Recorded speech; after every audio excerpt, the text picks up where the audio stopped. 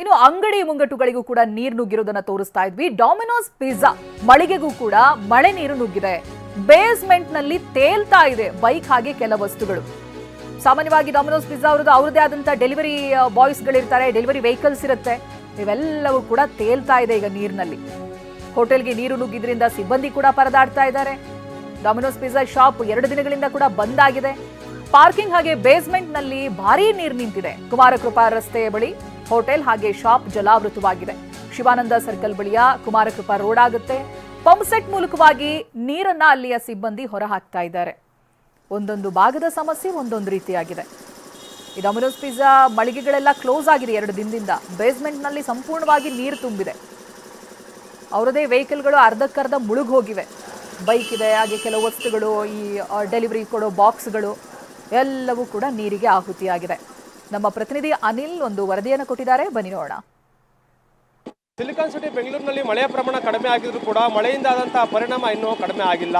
ಅದೀಗ ಶಿವಾನಂದ ಸರ್ಕಲ್ ಬಳಿ ಇರುವಂತಹ ಕುಮಾರಕೃಪಾ ರಸ್ತೆಯಲ್ಲಿ ಈಗ ಬೇಸ್ಮೆಂಟ್ ಅದರಲ್ಲಿ ಕೂಡ ಸಾಕಷ್ಟು ನೀರು ಹೋಗಿರುವಂಥದ್ದು ದೊಡ್ಡ ರೀತಿಯ ಒಂದು ಅವಾಂತರನ ಕೂಡ ಸೃಷ್ಟಿ ಮಾಡಿದೆ.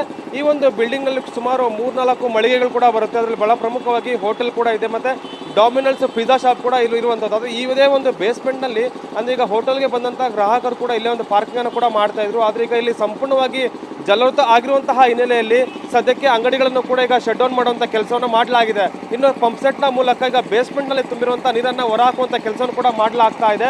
ಅಂದ್ರೆ ಈಗ ಒಬ್ಬ ವ್ಯಕ್ತಿ ಮುಳುಗುವಷ್ಟು ನೀರು ಕೂಡ ಈ ಒಂದು ಬೇಸ್ಮೆಂಟ್ ನಲ್ಲಿ ಇತ್ತು. ಹೀಗಾಗಿ ಹೋಟೆಲ್ಗೆ ಬರುವಂತಹ ಗ್ರಾಹಕರಾಗಿರ್ಬೋದು, ಮತ್ತೆ ಈಗ ಡಾಮಿನೋಸ್ ಪಿಜ್ಜಾವನ್ನು ಸೇವನೆ ಮಾಡುವಂತಹ ಗ್ರಾಹಕರೇ ಆಗಿರ್ಬೋದು ತೊಂದರೆ ಆಗುತ್ತೆ ಅನ್ನೋದು ನಿಟ್ಟಿನಲ್ಲಿ ಈಗ ಸದ್ಯಕ್ಕೆ ಈ ಒಂದು ಹೋಟೆಲ್ ಆಗಿರ್ಬೋದು, ಡಾಮಿನೋಸ್ ಪಿಜ್ಜಾ ಶಾಪನ್ನು ಕೂಡ ಕಂಪ್ಲೀಟ್ ಆಗಿ ಬಂದ್ ಮಾಡಲಾಗಿರುವಂಥದ್ದು. ನಿನ್ನೆಯಿಂದಲೂ ಕೂಡ ಇದೇ ರೀತಿಯಾದಂತಹ ಪರಿಸ್ಥಿತಿ ಇರುವಂಥದ್ದು. ಮತ್ತೊಂದು ಕಡೆ ಈಗ ಏನೊಂದು ಸರ್ವಿಸ್ ಎಲ್ಲ ಕೊಡ್ತಾ ಇದ್ರು, ಆನ್ಲೈನ್ ಬುಕ್ಕಿಂಗ್ ಮಾಡಿದಂಥ ಸರ್ವಿಸ್ಗಳು ಕೂಡ ಇಲ್ಲಿಂದ ಹೋಗ್ತಾ ಇತ್ತು. ಆದರೆ ಈಗ ಅಲ್ಲಿ ಬೇಸ್ಮೆಂಟ್ನಲ್ಲಿ ನೀರು ತುಂಬಂಥ ಪರಿಣಾಮವಾಗಿ ಇಲ್ಲೂ ಕೂಡ ಶಾಕ್ ಸರ್ಕ್ಯೂಟ್ ಆಗಬಹುದು ಅನ್ನೋ ಒಂದು ಹಿನ್ನೆಲೆಯಲ್ಲಿ ಮುಂಜಾಗ್ರತಾ ಕ್ರಮವಾಗಿ ಈಗ ಮಳಿಗೆಗಳನ್ನು ಕೂಡ ಕ್ಲೋಸ್ ಮಾಡಲಾಗಿರುವಂಥದ್ದು.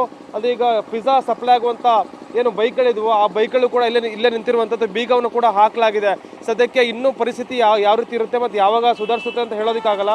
ಸದ್ಯಕ್ಕೆ ಈಗ ಸಾಕಷ್ಟು ಸಂಖ್ಯೆಯಲ್ಲಿ ಕೂಡ ಜನರು ಬರ್ತಾ ಇದ್ರು. ಚಳಿ ಮತ್ತು ಮಳೆ ಕಾರಣದಿಂದಾಗಿ ಒಂದಷ್ಟು ಜನ ಆಹಾರ ಪ್ರಿಯರು ಕೂಡ ಬರ್ತಾರೆ, ಊಟನೂ ಕೂಡ ಸೇವನೆ ಮಾಡುವಂಥ ಕೆಲಸ ಕೂಡ ಆಗ್ತಾ ಇತ್ತು.